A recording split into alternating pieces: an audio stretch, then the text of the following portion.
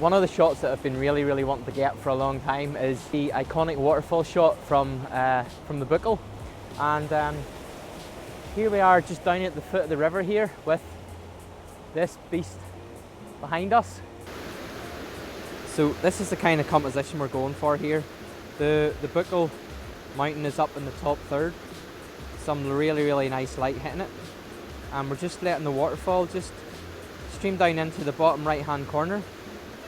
I think at the minute the best composition is actually going to be a portrait one, just as opposed to landscape, because we're getting a little bit of clipping on the left hand side whenever I shoot, when I shoot landscape wise. So yeah, I'm really happy with this.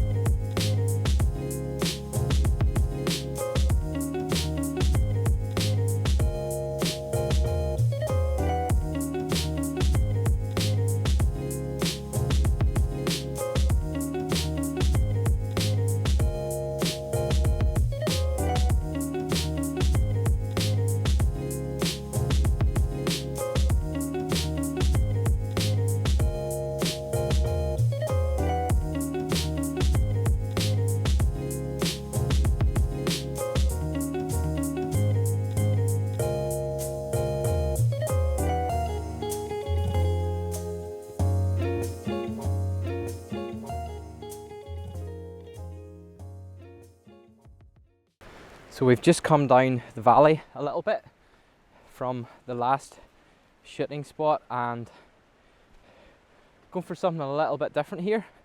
Just going to swing around and let you see the view we have.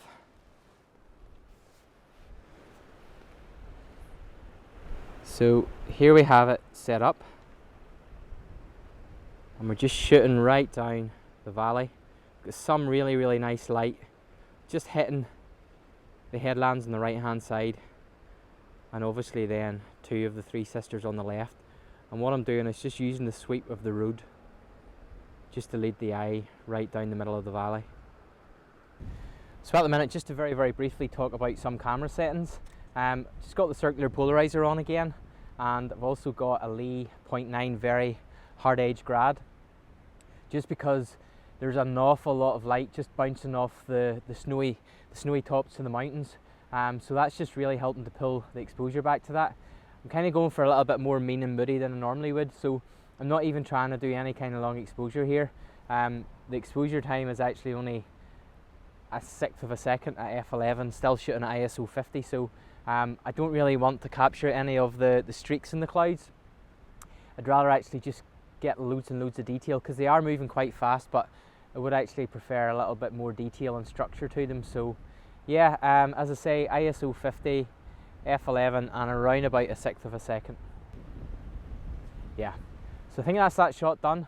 Maybe going to move across to the left hand side where Brennan is over there, just coming across, just to see if we can maybe get a slightly different take on the view down the valley here.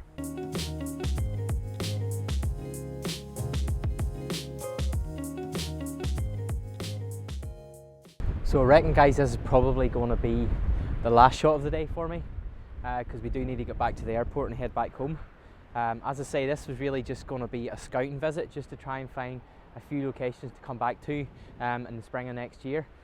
I've been trying a few panels, just shooting across the whole of the glen here, which is, yeah, looking really nice. What we're actually getting, the three sisters at the minute are pretty much in the shade.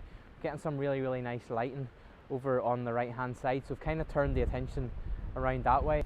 So I've actually got the grad filter on here at an angle, just because of the ridge line up there, and obviously the way the sky is, I'm not wanting to cover too much of the top of the mountains with the grad, so I've just kind of rotated it so it's roughly the same shape as the actual ridge line itself. So just firing off a couple more exposures here,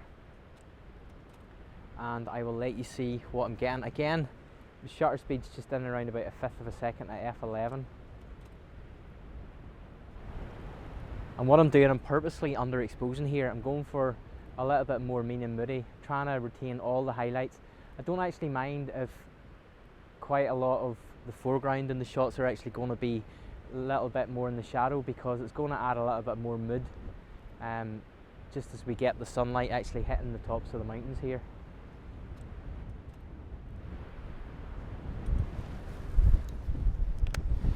And if I just show you very quickly, guys, this is the kind of shot that we're getting.